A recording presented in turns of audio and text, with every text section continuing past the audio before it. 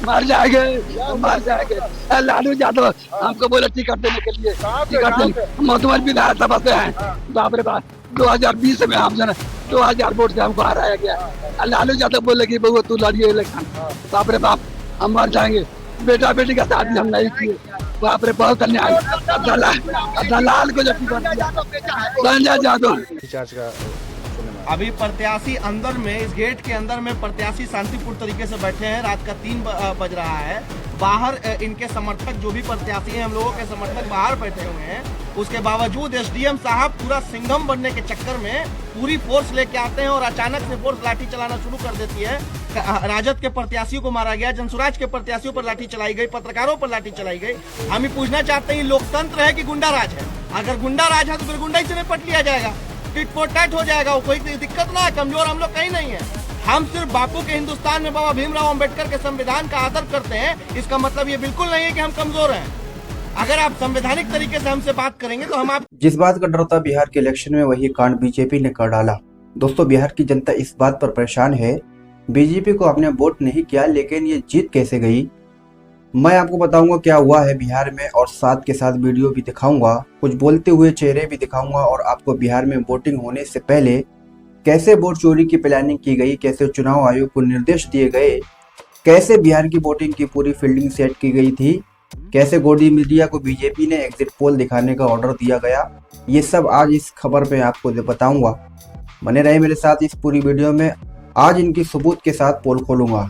सिर्फ मैं ही नहीं, पूरा बिहार इनके नापाक इरादों में पोल खोल रही है। कैसे बिहार की जनता अपना रो रो करके दर्द बयान कर रही है। अस्सलाम वालेकुम, मैं हूं गुलाम रजा और आप देख रहे हैं सोशल इंडिया 24 न्यूज चैनल।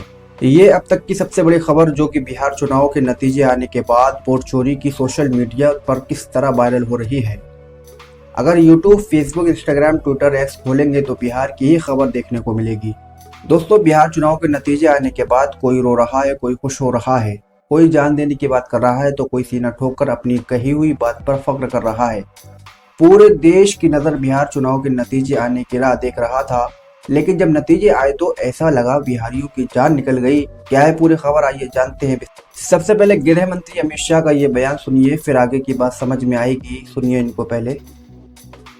सिर्फ बंगाल बचा है दादा, ये चुनाव के बाद वहां पर भी कमल खिलेगा। 2026 में ये ममता बनर्जी की सरकार को मूल समेत उखाड़ कर हम फेंक देंगे। दोस्तों, अमित शाह ने पहले ही बिहार की भविष्यवाणी कर दी थी, बिहार में बीजेपी की सरकार हम बनाएंगे, लेकिन इस तरह चोरी करके बनाएंगे ये और बता देते तो बिहार की जनता इसका भी पहले इलाज कर लेती। लेकिन यूपी में बीजेपी के हालात देखकर बिहारी समझ ही नहीं पाए, यहाँ भी कुछ ऐसा हो सकता है। देख लो बिहार वालों, अगर असदुद्दीन ओवैसी की बात मान लेते तो फायदा तुम्हारा ही होता, लेकिन हमेशा बी टीम कहकर बीजेपी ने अपना प्रोपेगेंडा पूरे देश में चलाया और असदुद्दीन ओवैसी साहब को बी टीम जनता ने मान लिया। लेकिन दोस्तों, बिहार में चुनाव से पहले आपको याद है राहुल गांधी ने क्या कहा था? अगर भूल गए हैं तो फिर से मैं आपको याद दिला देता हूँ। मैं साफ बोल रहा हूँ कि नरेंद्र मोदी, अमित शाह और ये जो चीफ इलेक्शन कमिश्नर है ज्ञानेश, ये वोट चोरी कर रहे हैं। इनकी पूरी कोशिश लागू है, ये बिहार में करेंगे। बिहार के युवाओं से कह रहा हूँ, हमारी सबकी जिम्मेदारी है, आपको सावधान रहना है। पोलिंग बूथ पे वोट चोरी नहीं होने देनी है। क्या हुआ भाई साहब, बिहार वालों कुछ याद आया? अगले बंदे ने साफ साफ कह दिया था बीजेपी वाले पूरे भारत में वोट चोरी कर रहे हैं। लेकिन मैं तुम्हें ऐलान करता हूँ, कुछ भी करना सावधान रहना, वोट चोरी नहीं होने देनी है। लेकिन बात भूल गए, अब देखो क्या हो गया। लेकिन मोदी जी ने भी बहुत कुछ कहा बिहार की जनता से। जीतने के बाद मोदी जी अपने भाषण में कहते हैं, बिहार की माताएं बहनें और बिहार के नौजवान, महिला, युवा, ये एक ऐसा माई कॉम्बिनेशन बना है जिसने आने वाले अनेक दशकों की राजनीति का नींव मजबूत कर दी है दोस्तों। और जो राजनीति का भेषु लोग हैं, जो राजनीति पर विवेचना करते हैं, उनको कई महीने लगने वाले हैं बिहार के चुनाव नतीजों का क्या क्या प्रभाव होने वाला है इसका एनालिसिस करने में। और मैं साफ मानता हूं, हिंदुस्तान की राजनीति में इस चुनाव में आपने देखा होगा, पिछले 2 साल से बिहार में ये जमानती नेता जो जमानत पर घूम रहे हैं, वे बिहार में जा जाकर के जातिवाद का भाषण देते रहते थे और उनसे जितनी ताकत थी उन्होंने जातिवाद का जहर फैलाने की थी। और पुराने जमाने से उनको लगता था शायद इससे उनका खेल हो जाएगा। बिहार के इस चुनाव ने जातिवाद के उस जहर को पूरी तरह नकार दिया है। ये देश के लिए बहुत ही उज्जवल संकेत है। बिहार की मेरी माताओं, बहनों और नौजवानों ने आने वाले कई दशकों की राजनीति को एक मजबूत नींव दी है। विधानसभा चुनावों में राज्य के लोगों ने जातिवादी और सांप्रदायिक राजनीति को पूरी तरह से नकार दिया है, जो पूरे देश के लिए एक उज्जवल संकेत है। वाह मोदी जी वाह, वाह मोदी जी वाह, वाह वाह। लेकिन मोदी जी अगर यही काम बिहार में बिना किसी बेईमानी के होता तो और भी अच्छा होता। हमें तो मालूम है जीतने के लिए साम दाम दंड भेद सब आप कर लेते हैं। वैसे मोदी जी, आपने ऐसी राजनीति कहां से सीखी है? ये बड़ी अच्छी बात कही आप। अब देखो दोस्तों, बिहार के राजनेता किस तरह चीख चिल्ला रहे हैं। ये जो आपको मंच पर तेजस्वी यादव दिख रहे हैं, इनका कहना है, सुनो वीडियो की आवाज मैं बंद कर रहा हूं क्योंकि कॉपीराइट का मसला हो जाएगा। उनके बोल बता देता हूं क्या कह रहे हैं। तेजस्वी यादव कह रहे हैं, भारत का मीडिया कायर है और देश को बर्बाद कर रहा है। मैं उन्हें चेतावनी देता हूं कि जल्द ही उनका 100% बहिष्कार किया जाएगा। तेजस्वी यादव आरजेडी प्रमुख। तेजस्वी यादव गोदी मीडिया से सीधा पंगा ले रहे हैं और चिल्ला कर अपना दर्द बयान कर रहे हैं।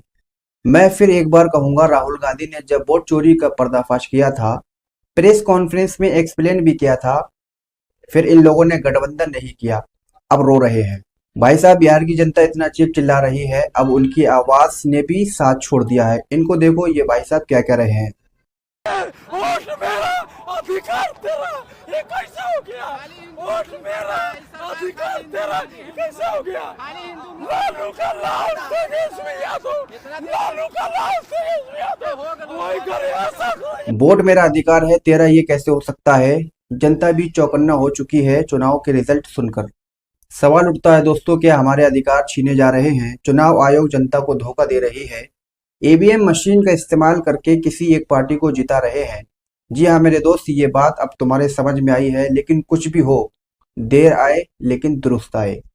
चुनाव आयोग, इनका पुलिस, इनकी अधिकारी, इनके ईडी, इनकी मंत्री, इनके संतरी, इनके, एक शब्द में कहूं तो पूरा देश इनका। बीजेपी कुर्सी पर बैठी नहीं है, फेविकोल से चिपक गई है, इतना जान लो। दोस्तों, पूरे भारत में बीजेपी के साथ साथ चुनाव आयोग मुर्दाबाद के नारे लगाए जा रहे हैं। लोग इस तरह की फोटो शेयर कर रहे हैं और चुनाव आयोग को गालियां तक दी जा रही हैं। ऐसे हालात बिहार के बन चुके हैं। दोस्तों, बीजेपी को जीतने के लिए सिर्फ एक चुनाव आयोग ही जिम्मेदार नहीं है, इनके साथ साथ गोदी मीडिया का भी पूरा सहयोग है। पूरे देश ने देखा, वोटिंग की गिनती होने से पहले गोदी मीडिया की स्टूडियो में बीजेपी को जीत दे दी गई। गोदी मीडिया के बड़े बड़े एंकर्स ने खुद जजमेंट दे दिया एग्जिट पोल के जरिए। बिहार से बीजेपी इतनी सीटों से आगे है। इधर ये स्टूडियो में अपने चैनल पर एग्जिट पोल दिखा रहे थे, उधर रात 3 बजे पुलिस ने मिलकर चुनाव आयोग के साथ वोट चोरी करवाते रहे और आरजेडी के कार्यकर्ता रात दिन ढोल बजाते रहे और बीजेपी सरकार बिहार वालों की बजाकर जीत का सेहरा अपने सर में बांधकर चली गई।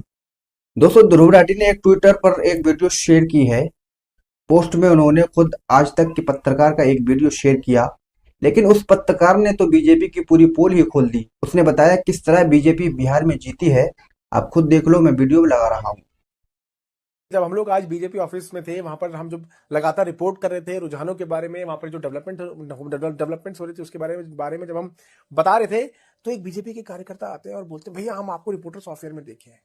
तो ऐसी करते हुए हम लोगों की इसी चीज पर हम लोगों की बातचीत शुरू हुई और बातचीत करते करते वो अचानक मुझको बोले, अरे भैया हम 2 जगह वोट डाले। मैंने कहा 2 जगह वोट डाले कैसे? कह रहे, अरे पहला हमारा वोट था पटना में, हमारे एक आधार कार्ड पर 2 जगह वोट पर्ची आ गया।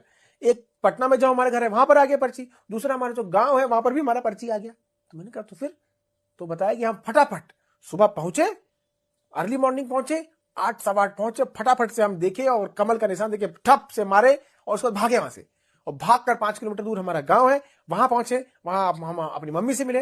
मम्मी ने बताया कि अरे बेटा तुम्हारा पर्ची आया हुआ है, तुम पर्ची लेके भागे सोनपुर में, वहां पे जो वोटिंग सेंटर है वहां पर गए और वहां पर भी वोट डाल दिया। तो मैंने कहा यार एक बात बताओ कि तुमने 2 जगह वोट डाला, एक जगह जहां पर तुमने पहली बार वोट डाला वहां पर जरूर तुम्हारे उंगली पर जो है वो स्याही लगी होगी, इंक लगी होगी इलेक्शन कमीशन की, तो देखा नहीं, रोका नहीं, तुमको मना नहीं किया? अरे देखता कैसे, पहचानता कैसे, हम तो मिटा दिए थे। मैंने कहा मिटा दिए थे तो कैसे मिटाए? बोले अरे भैया बहुत आसान है, लोग पानी से मिटाता है, लोग साबुन से मिटाता है, हम मिटाए हैं पपीता का पत्ता तोड़कर उसमें से जो दूध निकलता है उसको अपने हाथ पर रगड़े और इतना जोर कर रगड़ते रहे और नीला स्याही मिट गया। अरे ये नीला स्याही मिट गया तो उसमें से हल्का भी नहीं बचा, हल्का नीलापन भी नहीं दिख रहा था उंगली पर? कहते बिल्कुल नहीं दिख रहा था। तो आज सभी दर्शकों को यह बताया जाए और इलेक्शन कमीशन भी ये जाने कि बिहार में कई लोगों ने, उन्होंने ये भी बताया मुझे, उस कार्यकर्ता ने ये भी बताया कि कई लोगों ने जो है पपीते का पत्ता तोड़ने के बाद जो व्हाइट कलर का पानी निकलता है, जिसको दूध कहा जाता है यहाँ पर, उसका इस्तेमाल लोगों ने किया है और इंक को, स्याही को मिटाया है। उनमें से वो एक बीजेपी के कार्यकर्ता वहां पर बीजेपी दफ्तर पर मौजूद थे और मिटाने के बाद वो फटाफट गए और एक बार यानी पटना में उनके हाथ पर लगी थी नीली स्याही और जब वो अपने गांव गए वोट डालने के लिए तो उनके हाथ पर लगी थी काली स्याही। तो आप अंदाजा लगा सकते हैं कि किस तरह से यहाँ पर झमेला हुआ और एक आदमी ने 2 जगह वोट डाला। जी हाँ दोस्तों, इस पत्रकार ने जो कुछ भी बताया है इनका एक एक शब्द बिल्कुल सही है। बिहार वालों छोड़ो यार, अब मैं क्या ही बोलूं। दोस्तों ऐसी ही रोमांचक खबरों के लिए सोशल इंडिया 24 न्यूज चैनल को सब्सक्राइब करो, वीडियो को शेयर एंड लाइक कमेंट जरूर करो और अपनी राय बिहार के लिए जरूर लिख कर जाए। आपका बहुत बहुत शुक्रिया। जय हिंद।